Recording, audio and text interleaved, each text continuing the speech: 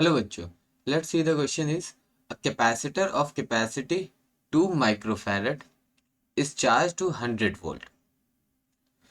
What is the heat generated when this capacitor is connected in parallel to another capacitor of same capacity? And here the option is A is 2.5 millijoule, B is 5 millijoule, C is 10 millijoule and D is 4 millijoule. Okay ना, तो हमें question में क्या कह रहा है? Question में उसने बोला कि कैपेसिटर है, एक कैपेसिटर है जिसका कैपेसिटेंस 2 माइक्रोफैरेड है।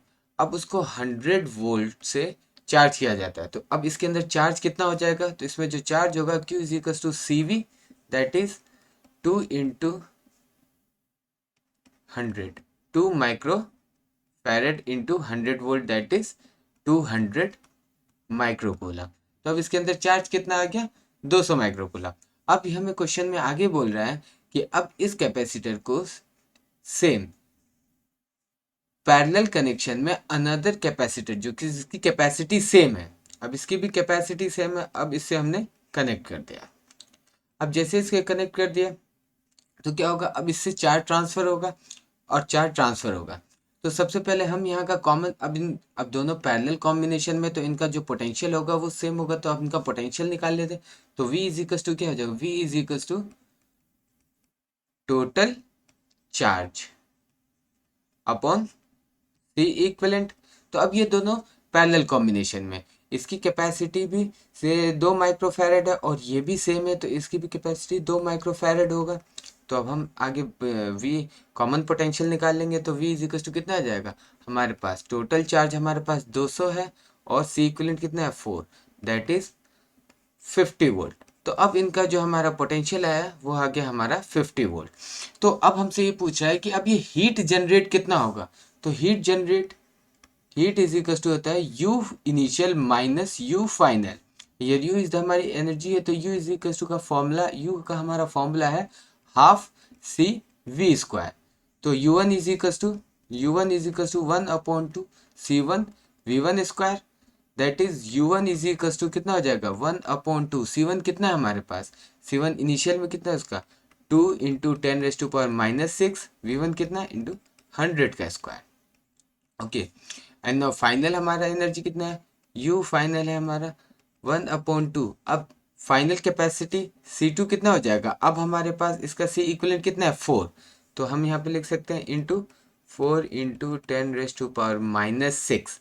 ओके, और हमारा जो पोटेंशियल आया हमारा वो है हमारा 50 वोल्ट इंटू 50 का स्क्वायर।